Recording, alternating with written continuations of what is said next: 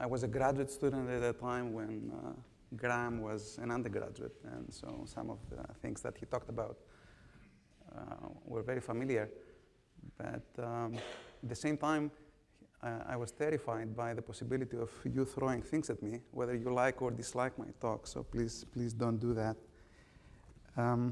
Let me start by thanking the organizers, and Diana in particular, for inviting me to take part in this conference, celebrating Jed's career. I'm truly honored to be part of this event. Jed is a very deep and impressive scholar, and over the years, I have profited greatly from his generous scholarship. I've also profited from his leadership of the Dibner Institute, where I had the great fortune to be a postdoctoral fellow in 2000 and 2001. So thank you, Jed. With Diana's encouragement, I've decided to talk about a topic that may not be among Jed's favorites. That is biographies of scientific objects. I know that the word biography in connection with inanimate entities might invoke the specter of Bruno Latour, whose work sits at the scholarly antipodes from Jed's. So the aim of this brief talk will be to highlight the merits of a biographical approach to scientific objects. So I will offer a synopsis of that approach, explaining in what sense scientific objects have lives of their own. I will first sketch its rationale and possible benefits, and I will then indicate some of its limitations and thereby disassociate it from Latour's radical metaphysics. Biographical approaches to scientific objects have been developed in two books, among others, Rainey Dunstan's collection, Biographies of Scientific Objects, and my own, Representing Electrons. Jed has a very interesting paper in Dunstan's collection dealing with the life of the ether and its role in the birth of microphysics towards the end of the 19th century. In a way, it deals with a paradox. The ether, towards the end of its life, gave birth to a whole new approach to nature, microphysics. I will come back to Jed's paper, but for the moment, let me sketch my own approach and try to answer the following question. In what sense, in what sense do scientific objects have a life of their own? In Representing Electrons, I argued that the life of objects of a particular kind, namely theoretical entities, has to be unpacked along two dimensions: positive and negative agency, and synchronic and diachronic identity. Take agency first. Scientific objects have lives in the sense that they guide and constrain or even obstruct research. On the one hand, they enable and facilitate inquiry by raising questions that become the subject of theoretical and experimental investigation. In that respect, they have a heuristic character.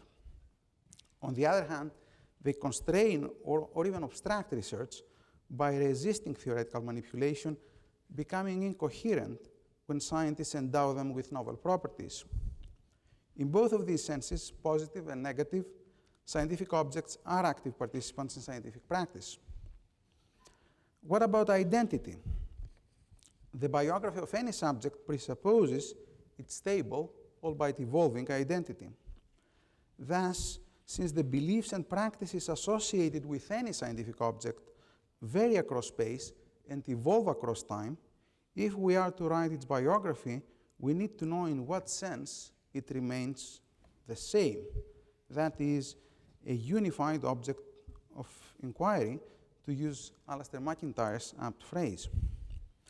Let me illustrate these aspects of the biographical approach using the case of the ether.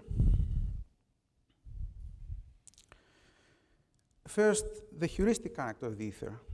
I don't need to remind this audience that questions about the ether's relationship with matter drove the development of 19th century physics. The main question was whether the ether is completely drugged by matter, partially drugged by matter, or totally indifferent to matter. As regards recalcitrance, I think that the ether was a recalcitrant object to work with. In the 1830s, after Arago and Fresnel had suggested that light consists of transverse, not longitudinal vibrations, the ether was conceptualized as a solid, because only solids could sustain transverse vibrations. That conception of the ether was at odds with its presumably rarefied character, which was necessary for the unimpeded motion of the planets and other heavenly bodies. As we read in a recent collection devoted to the persistence of the ether in the 20th century, the ether had to be rigid enough to allow the extremely fast propagation of transversal waves, thin enough not to slow down the planets moving through it, and capable somehow of keeping the dispersed energy until at some point in time it could be released. None of these formidable properties was ever made consistent with the others. In the paper I mentioned earlier, Jed stresses the immense productivity of the ether, its pervasive role in 19th century physics, and its significance for the emergence of microphysics. Here are two characteristic passages. First, wave optics was early connected both productively and reproductively to a microworld. Productively in the sense that it gave rise and predicted new phenomena, and reproductively in the sense that it accounted for already known phenomena. But that world was hardly like the modern one, for it was profoundly linked to an entity that vanished from science during the first decade of the 20th century, the ether. So here's the paradox that the paper, as I see it, tries to address.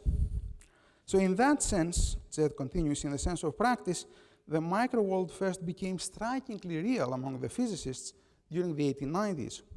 If we are to understand how this transformation occurred, then we must also understand how it was bound on paper and occasionally in the laboratory to a world that we no longer believe to exist at all, the world of the ether.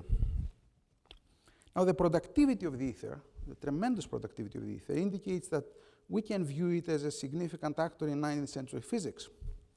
At the same time, the individuation of ether and its identity over time is an issue that we need to reflect upon.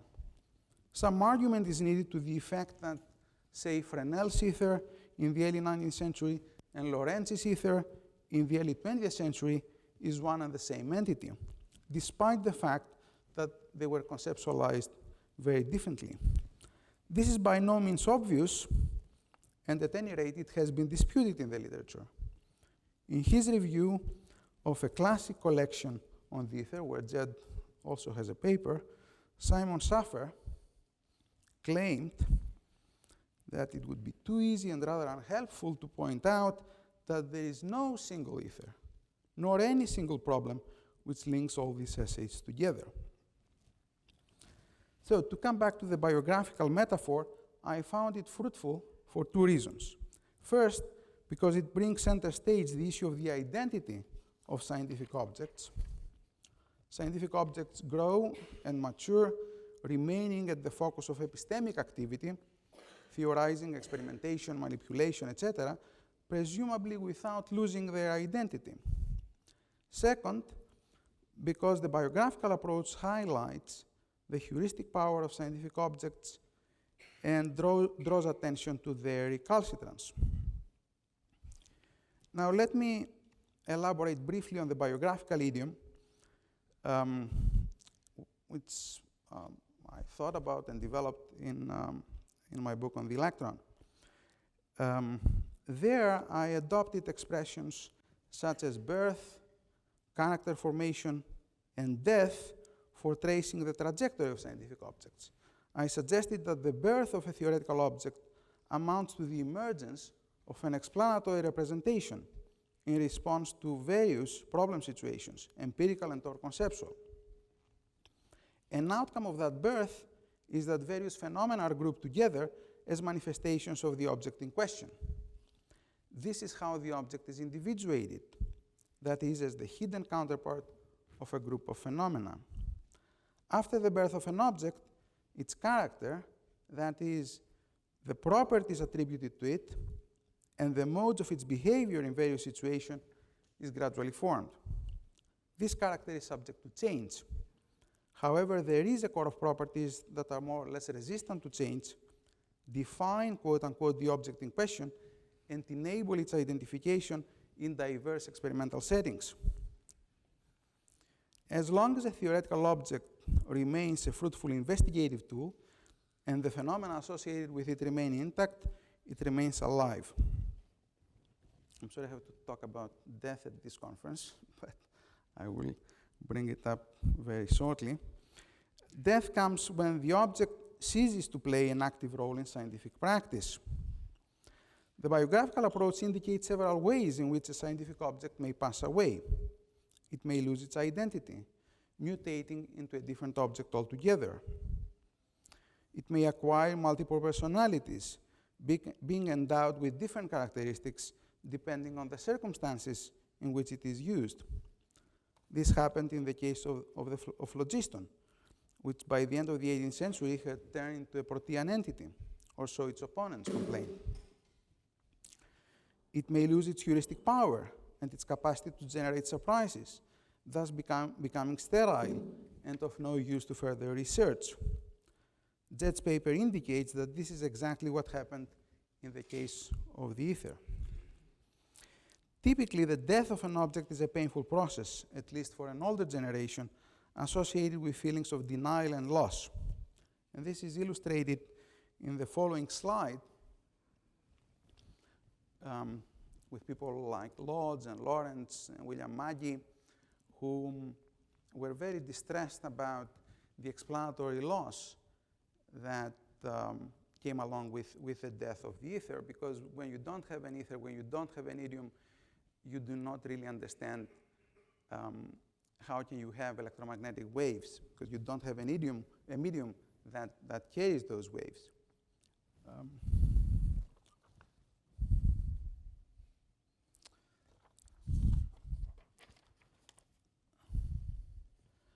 Now, let me finish with some limitations of this metaphor, because it's really a metaphor, and I never meant it literally. Here I will draw upon the work of Mary Hesse on analogy, who distinguished positive and negative analogies. She was talking about physical systems, but I think the idea is useful even in this context that I'm interested in. The positive analogy between two physical systems consists of the properties they have in common. And the negative analogy consists of those respects in which the two systems clearly differ. Now, the positive analogies between ordinary biographies and biographies of objects concern the properties of identity and agency. The negative analogies, on the other hand, are centered around three issues: intentionality, reality, and modes of passing away. Scientific objects, unlike people, have no intentions.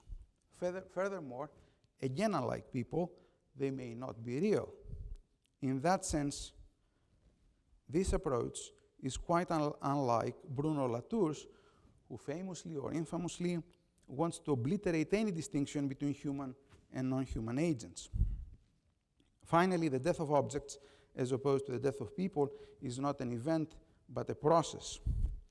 The biographical metaphor invites us to think of the demise of objects in terms of death, that is, in terms of a brief extinction episode. However, scientific objects often persist well beyond their productive phase, the period when they generate novel questions and results. So their death, if we want to call it that, is a protracted affair, slow and usually painful to their adherents. In sum, and to close this brief talk, I've tried to indicate some historiographical uses of the biographical metaphor and its utility for understanding the stability of scientific objects and their role in scientific practice, which is so central to Jett's historiography. At the same time, I tried to distance this metaphor from its fashionable Parisian counterparts, hopefully making it more to Jett's liking.